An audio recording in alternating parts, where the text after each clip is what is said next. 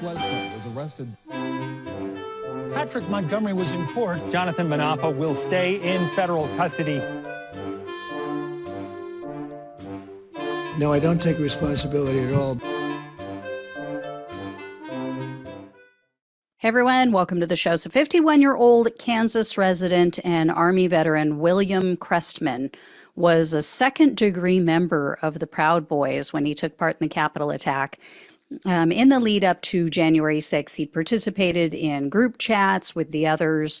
They were gladly anticipating violence. Chrestman was discussing what weapons he could take to the Capitol, and when he found out that he couldn't bring a gun, he responded with a frowning emoji, and then he said that he would have to settle for a, quote, wood flag staff. So on January 6th, Chrestman was seen on Capitol grounds. He was wearing a tactical vest and gloves. The gloves had knuckle guards, and he had a helmet with him attached to his vest. And the helmet had an orange strip of duct tape on it. So you may have heard about this. A bunch of the Proud bigots were seen with these orange pieces of tape, whether it was on their hats or their helmets, sometimes on their clothing. They did that so that they could easily identify each other in the crowd. Well, Chrestman was also carrying a 2-foot-long axe handle, and it was wrapped in an American flag. And the government says that Chrestman purchased the axe just one day before, January 5th, or the axe handle, and he wrapped it in the flag so that no one would know he was carrying a weapon. When Chrestman approached the mob that was gathered at Peace Circle and he saw everyone getting physical with the police, knocking over the barricades, he rushed to the front of the crowd and he basically assisted in all of that melee. So Chrestman and the others chased the retreating police officers. They went to the next line that was formed, and then Chrestman was seen waving for the crowd to move forward towards the police. When the officers took someone into custody, Chrestman turned around to the mob and he yelled, quote, "Don't let them take him." And then shortly after that, the mob surged forward again. They overran that newly formed police line. And eventually, the police were forced to start deploying non-lethal munitions. So they were deploying, as we all know, rubber bullets and tear gas, pepper spray. So Chrestman was seen and heard on video. He pointed his axe handle at the police and he threatened, quote, "Hey, if you shoot, I'll fucking take your ass out." So sometime later, Chrestman was seen and heard leading a call and response from the crowd. He yelled, quote, "Whose house is this?" And then they yelled, "Ours" or "mine." And then he said, "Do you want your house back?" And, quote, "Take it."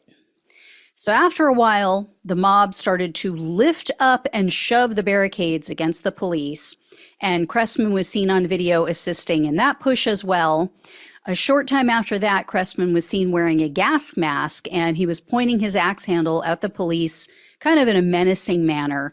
The government didn't explain how he came into possession of that mask, so I'm not sure. Chrestman and the others then ultimately broke through that police line. Again, they made their way onto the Upper West Terrace.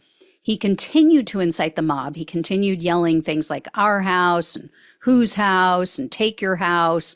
And Chrestman was bragging to others around him. He said, quote, "We were the ones in front." And then he was thanking them as if they were just supporting cast in his movie. It was like, "Hey, thanks for your help back there, helping us to get through there."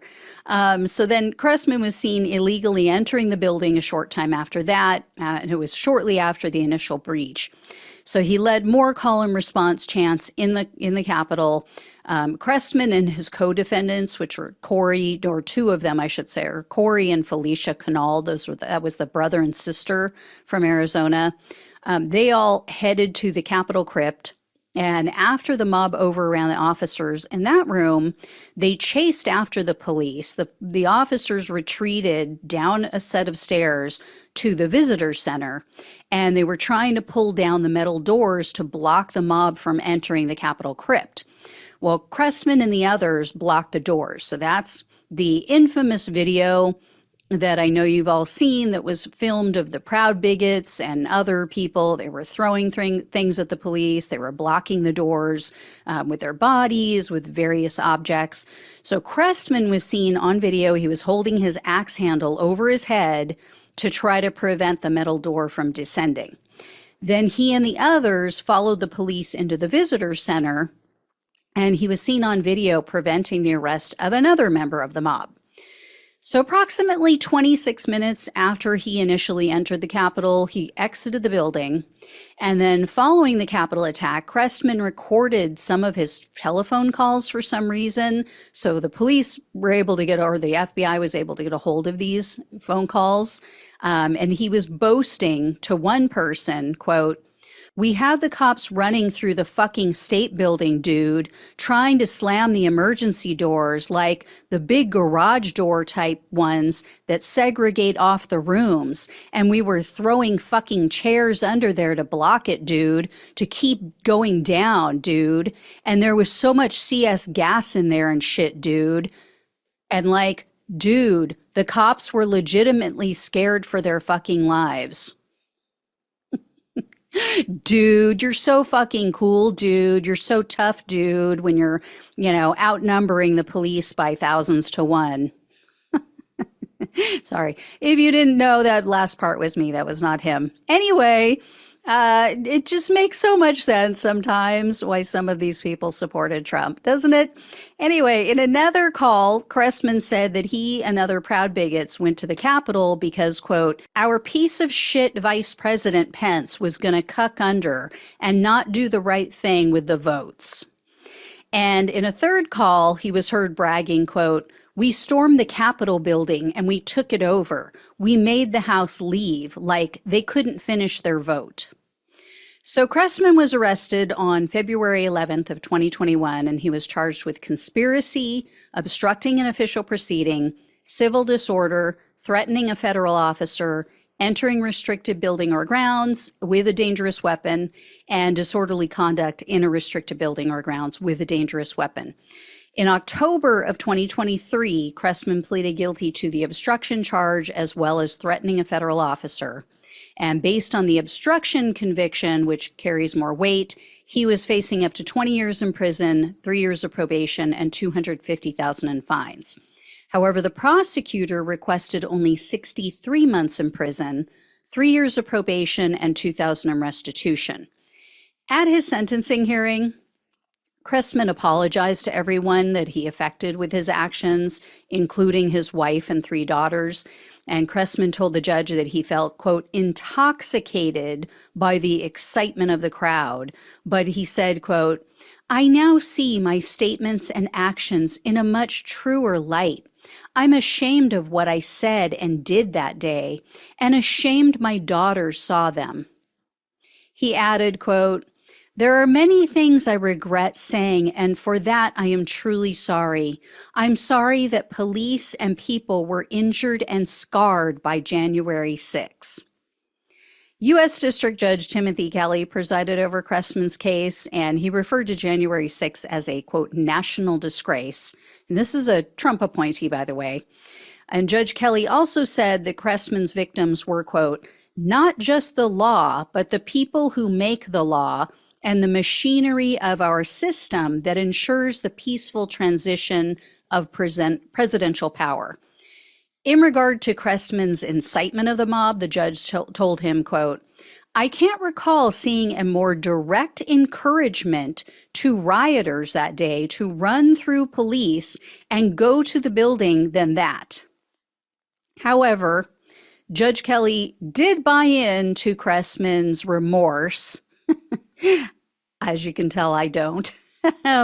In the end, he sentenced Chrestman to 55 months in prison, 3 years of probation, and $2,000 in restitution.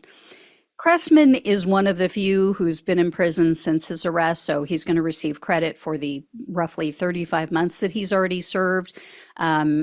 Like I said, I'm not buying this. I'm not buying his remorse. I think it's a bunch of BS. This is one of the guys who sang in the January 6th choir. And he says he's ashamed that his daughters saw what he did.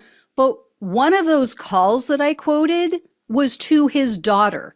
She is one of the people that he was caught bragging to in a recorded call. So, no, I'm not buying it. I have seen way too many of these people flip on a dime. They say one thing in court, then they get out and they go out in public and play the victim. They continue to push the fairy tale about a stolen election. And they still believe it. They 100%. I just read another story this morning about someone who feigned remorse in court to get leniency, and he is all in. 100% still believes that the election was stolen, still is a Trump supporter. It's insane. It's absolutely insane. They don't want to know the truth. We just have to accept that fact. Most of them are not strong enough and not intelligent enough. That's just the simple facts. Some are not strong enough and they don't want to know the truth, because then what it says to them is, I was wrong. They're not strong enough to admit that they were wrong. They don't have the integrity, the courage, the strength of character to admit that they made a mistake. And they don't want their time in prison to be for nothing. So they have to hold on to this. And, they have this community that they built up within MAGA, and they don't want to let go of that. It's sad. Most of them are very lonely people, don't have a whole lot going for them in life, and this is all they've got. So that's why they're not going to let go of it. That's just the way it is. I mean, you don't join the proud bigots because you've got a really great life. It's just not sorry. Just keeping it real. Just saying. All right. I'll let you all know when and if I hear more. Thank you so much for watching and listening. And please like, share, and subscribe. Please donate if you possibly can. Love you all. Take care. Talk with you soon.